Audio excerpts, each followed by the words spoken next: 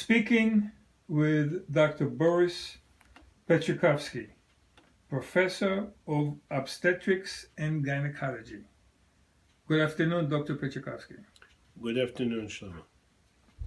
You know, the Utah governor recently signed a bill into law that applies to women who are 20 weeks or more pregnant that requires mandatory anesthesia to relieve fetal pain.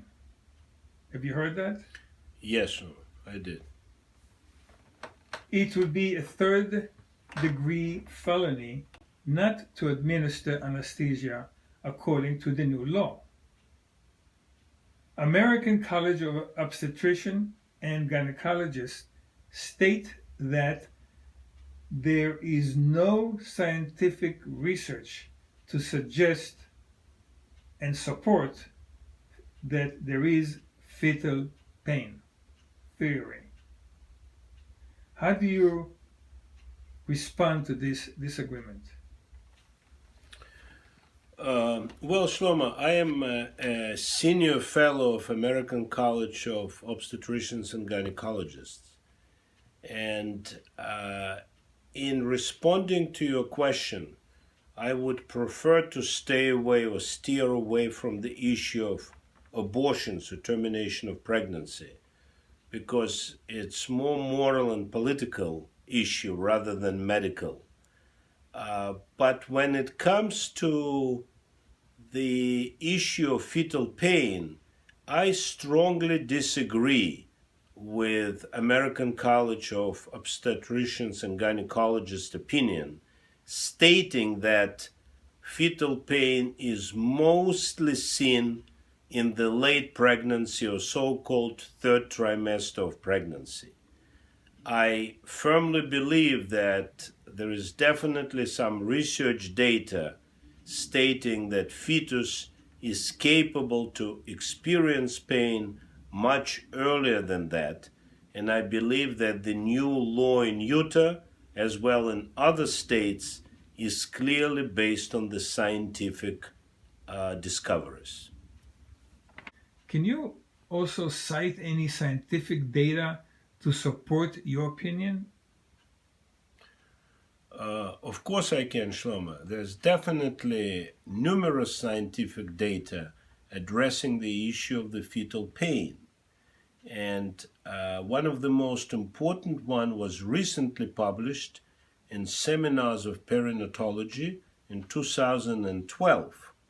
And that particular publication is very clear that so-called thalamocortical pathways, in a simple language, pathways of pain, how pain can be accumulated and appreciated by the brain, is clearly developed around 16 to 18 weeks of gestation, 16 to 18 weeks of pregnancy.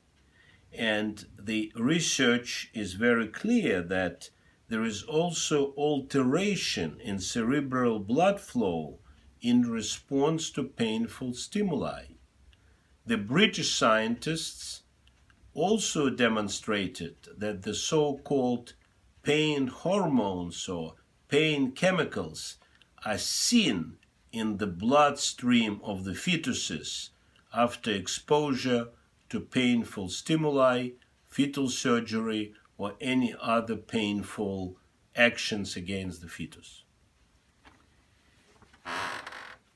You showed me before two images of fetus requiring a surgical procedure in the uterus.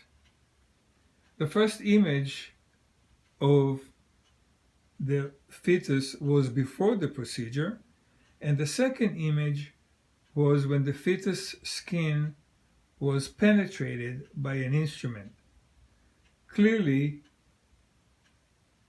it is visible that there is a difference in the fetus expression. Can you point this out to us? Yes, I will, Shlomo. This is actually our own research. Our group had published a number of articles and have presented it in the international society meetings related to the fetal pain in response to fetal surgery. There's various closed fetal surgical procedures being done on the second trimester fetuses, and we clearly saw that fetal facial expression has changed when fetal skin was penetrated by the instrument. In this particular case, you can see this is the fetus that required fetal surgical procedure to relieve renal or kidney obstruction. Before the procedure was done, the fetal face was pretty much calm and quiet. Immediately after, we actually used two ultrasound machines.